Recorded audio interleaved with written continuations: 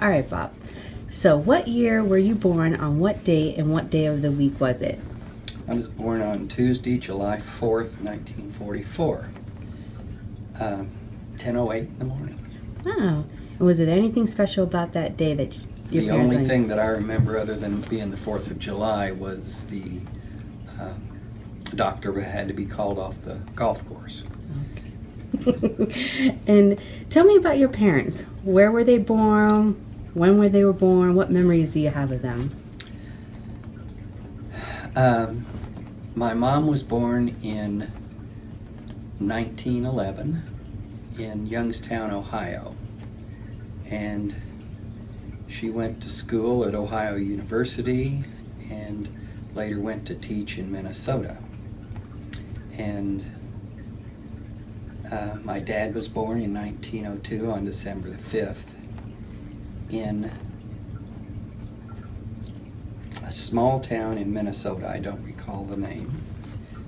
He went on to get his PhD in teaching or education from Augsburg University in North Dakota, and then went to Minnesota as a principal.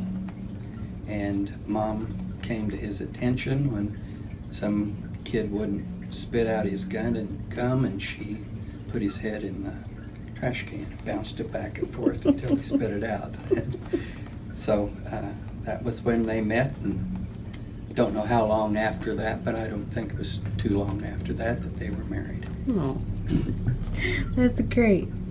Did you have any heroes or role models when you were a child?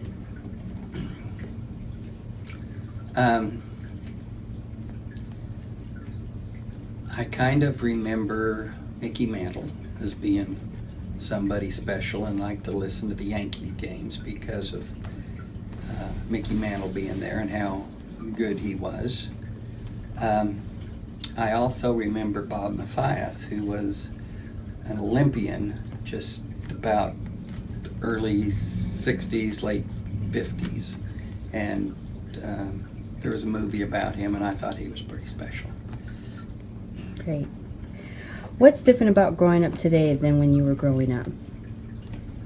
When we were growing up, you had chores to do. Once you got your chores done, you could go out and play with your friends, come home for lunch, go play with your friends, come back for dinner, and maybe go out and play again, and closed on you. Did you have any hobbies or special interests? Do you enjoy any particular sports? I ran track and was relatively successful in that. Went to KU on a track scholarship. But once you're matured, you can't participate in that anymore. So I took up hunting and fishing, and I liked quail hunting, pheasant hunting, and fishing. Well, I still fish, but don't do much in the way of hunting anymore. Do you want to share a little bit about your running history? For your legacy? I had tied the world record in the low hurdle at 6.7 seconds, and it lasted 1 year, and then somebody broke it. I still have age group records for the 220-yard low hurdles in high school, and for the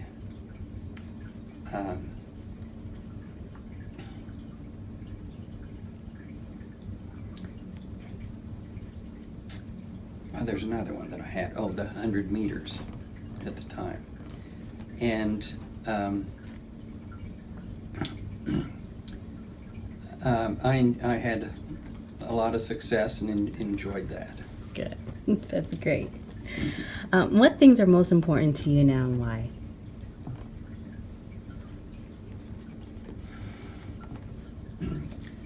My wife's very, very important to me, and family's very important to me, and the business I still work at and enjoy.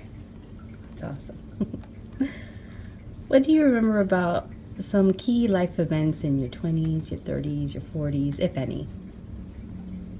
My first child was when I was 27 and a half. shortly after that, I started going out on business. Instead of working for somebody else, I started doing it myself because I had worked for Boeing for a time and just saw things that I would rather be able to decide the procedures, and thought there were better ways to do things. And so did that really kick off in your 30s, or that was in your 20s? That was the desire started in my 20s. And it was in 1976 that we started Omega Management, Nestor Wygand and I.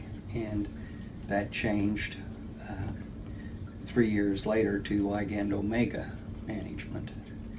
And we've been there ever since. Great. If you could go back at any age, what age would that be? Probably not age specific. I'd like to have the ability to play tennis and do some of those things that time takes from you. Okay. But the memories are still there. Okay.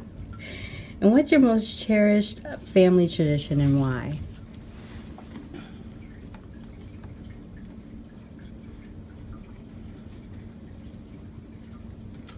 I think always trying to treat people right. My folks instill that in me, that you treat people the way you want to be treated.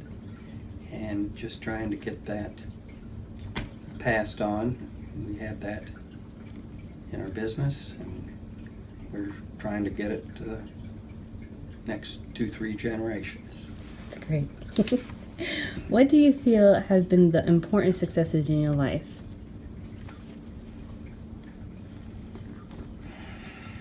That I raised 2 kids that are responsible, that I'm still married after 51 years to my wife, and that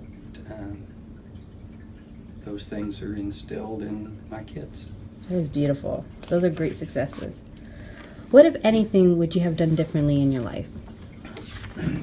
I don't know, that's hard to say, because if you assume something was different, you would have to assume the outcomes of those actions, and you don't know what those are. So I've been very pleased with the way my life has gone. I think I've been really blessed, and it's been good. Yeah. Now, going into your adulthood, how did you decide what you wanted to do with your life, and how do you feel about that choice? Well, as I said, I started working for others, and seeing business the way it ran and some of these things, I started wanting to control what happened to me rather than let what other people were doing determine what happened to me. That's great. And how did you meet your spouse? On a blind date. Oh.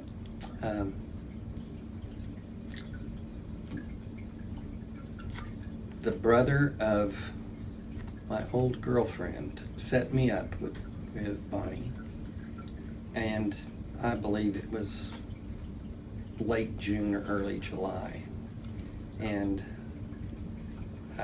we were going to go swimming and then out to dinner and a movie on Saturday, and I called her up and went out to meet her on Wednesday, and was very, very attracted to her. And so basically from that Saturday on, almost every day, we were with her. We were together almost constantly. That December, I asked her to marry me, and the following August, we got married. That is so sweet. And so you have your 2 boys. What was something funny or embarrassing that your children said at an early age that you'll never forget? My wife was an aerobics instructor for a number of years, had a company, and did all kinds of, had 47 people working for her, and big into fitness. And Chris was about 18 months old, and we'd been teaching him to pray at dinner and whatnot. And she came up with this concoction of soybeans and raisins that was supposed to be very nourishing. And we gave him some, we sat down, we had a bite and kind of looked at each other, and Chris had a bite and he pushed his plate back and says, "No thanks, God." And we always kind of remembered that as being funny. Yes. And now that you have your families all grown and grandchildren, what's the best part of being a grandparent? And what was the best part of being a parent?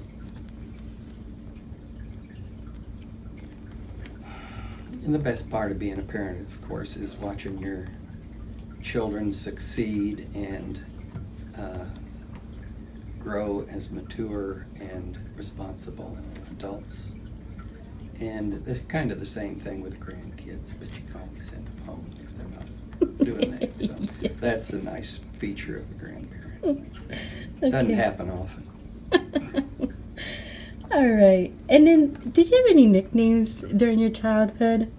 Well, I started off as Bobby from Bob, and then it went to Bob, which is for Robert. So I've always said, and I had in college I was called Rabbit by a close core of friends.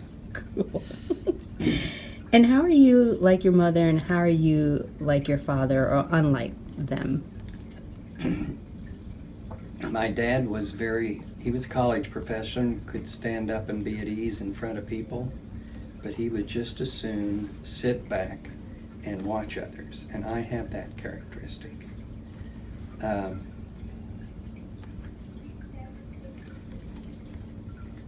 My mom, I'm not sure what,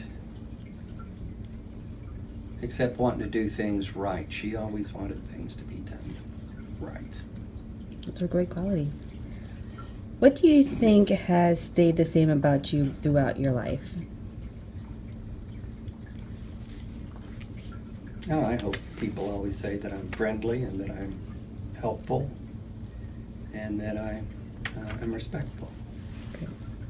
And just one last thing that you want to share on your own, no question, that you would want to always stay within your family.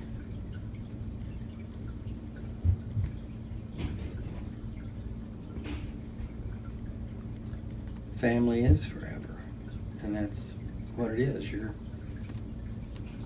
didn't get to choose them, but you've got them, and you have to do the best with what you can to love and support them. Absolutely. Thank you, Bob, for sharing this legacy with us, and thank you again.